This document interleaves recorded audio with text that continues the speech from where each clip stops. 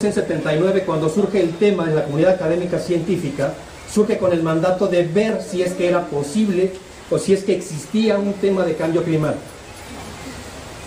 En el 79, yo era un chamaco de primaria.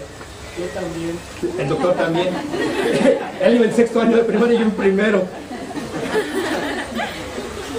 Y se dan a la tarea de intentar comprobar que existe. Esa es la comunidad científica, pero los políticos dan por hecho que cambio climático es un tema que existe y que está en la agenda.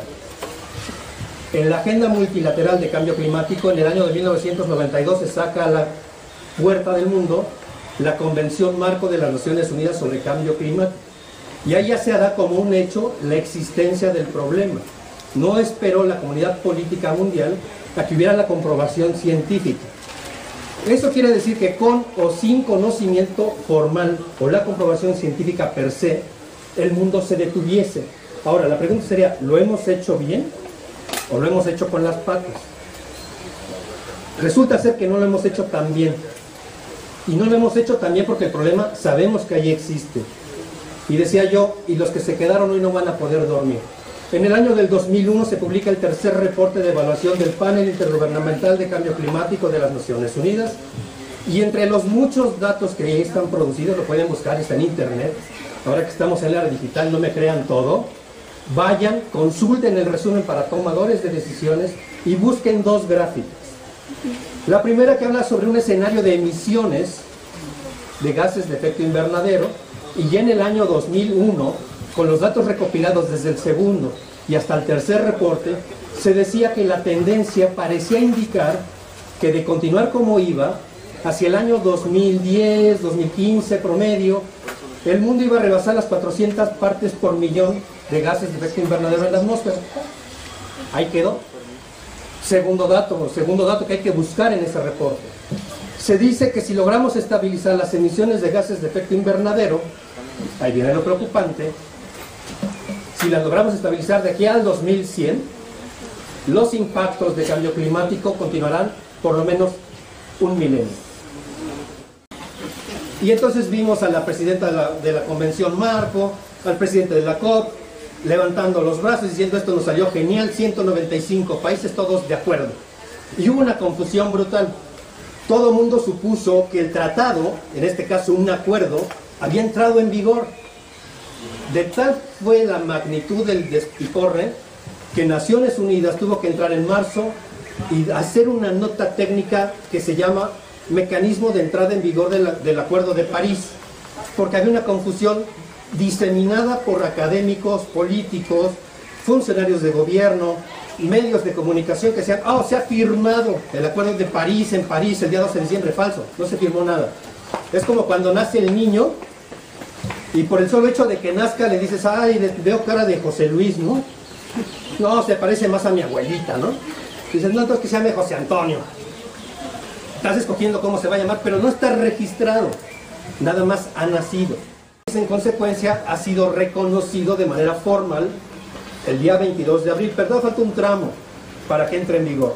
¿Cuándo entrará en vigor? Cuando el 55% de los países del mundo, que a su vez sumen 55% de las emisiones globales, lo ratifiquen. Es como hacerle la fiesta de la presentación a la chamaquita. Hasta que no haya fiesta de presentación en cada país, no va a entrar en vigor. Es decir, lo vamos a presentar en sociedad y en ese momento va a sustituir el protocolo de Kioto. Ahora bien, ¿qué es lo que hay de fondo en París? La que sigue, por favor. Resulta ser que es un caminito muy largo. Muchos de ustedes no habían nacido, insisto, cuando esta cosa arrancó.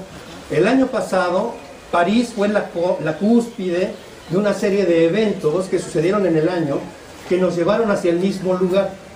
En principio hubo una cumbre mundial de financiamiento en la cual, entre otras cosas, se habló de los mecanismos de transparencia que se le van a otorgar a los esquemas financieros, no solamente para cambio climático, sino para todo el desarrollo sustentable. Es decir, se pusieron cadenas y candados desde el primer momento. Después, en septiembre, en la apertura de sesiones de la serie anual de Naciones Unidas, se cambiaron los objetivos del desarrollo del milenio por los objetivos del desarrollo sustentable o sostenible. En ellos está cambio climático. Y finalmente, hacia diciembre, sucedió la cumbre de París.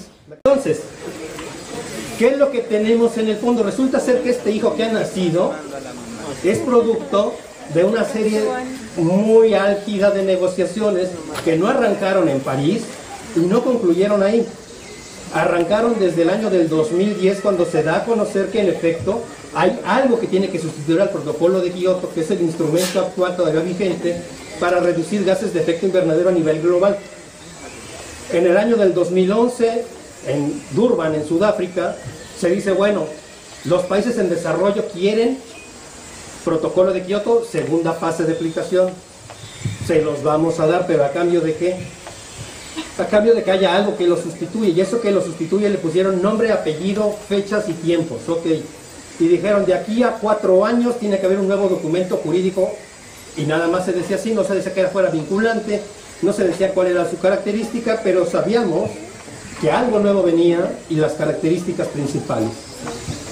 A partir de ese momento comienza una serie de negociaciones internacionales, estamos hablando desde el 2011, nos llevamos 4 años en la construcción de lo que ha salido de París. Y lo que ha salido de París es una especie de Frankenstein.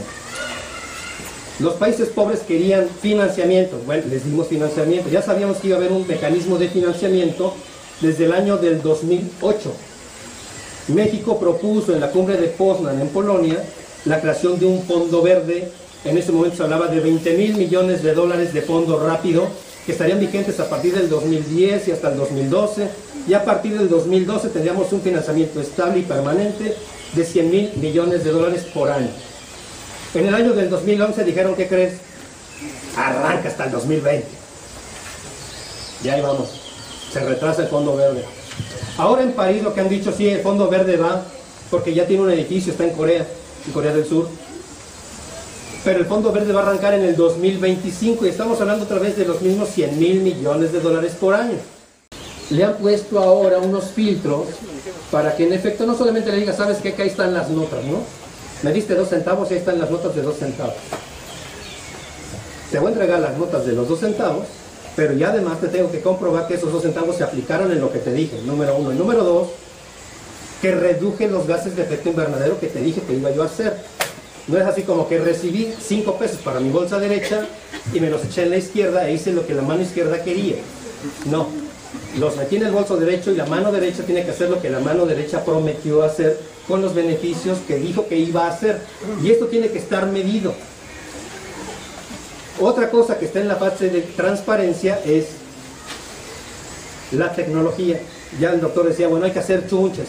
Bueno, pues estos chunches también están reconocidos por Naciones Unidas, pero también hay que ponerle dinero. Y si un país como Alemania o España quieren invertir en México en tecnología, nosotros tenemos que reportar cuánto están invirtiendo y cómo. Ahora, resulta ser que México, que siempre va a la vanguardia, se adelantó. Y desde el año pasado tenemos una Ley General de Cambio Climático modificada. Y entre el Instituto Nacional de Ecología y el Instituto de Estadística, Geografía e Informática tienen que lanzar, yo no sé cómo le van a hacer, en septiembre de este año, un portal electrónico que dé cuenta sobre cuánto dinero está llegando a México, en qué se lo están gastando, qué beneficio ambiental están teniendo y cuántos gases de efecto invernadero están reduciendo. Está complicado porque no tenemos métricas. Por si fuera poco, las métricas, es decir, los mecanismos de medición de gases de efecto invernadero, por más que me los invente yo solito, si tiene financiamiento internacional lo tengo que mandar a Naciones Unidas y ellos lo tienen que validar. Hay un comité técnico que se está generando a partir de París para ver cómo vamos a medir, cómo vamos a registrar, quién va a contabilizar y después cuál es el impacto que va a tener.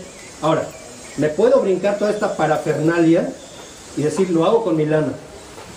Es como cuando papá no nos quiere pagar la fiesta y dices, bueno, yo junté de todos mis domingos de 20 años y me puedo pagar el viaje a París. Y te vas solito a París y no le das cuenta ni a Dios. Y te largas, póngale. Y te desmadras un fin de semana en París y regresas hecho otra historia. ¿Por qué? Porque viviste París, ¿no? Aquí es como hacerlo en lo chiquito. El gobierno mexicano puede hacerlo solo sin dinero del extranjero, porque además tiene presupuesto, pero ¿qué creen? Aún así tendría que reportarlo. Y tendría que reportarlo porque se abrochó solito al modificar la Ley General de Cambio Climático. Entonces, lo hagamos con dinero propio o con dinero de fuera, tenemos que reportar. No hay de otra. Entonces, ya no es así como que fíjate que me fui de farra, estas viejas películas malísimas de Hollywood, donde dicen, ¿y qué pasó la noche de ayer? Ya no se puede. Tenemos que saber qué iba a pasar y qué va a suceder en consecuencia. La que sigue, por favor.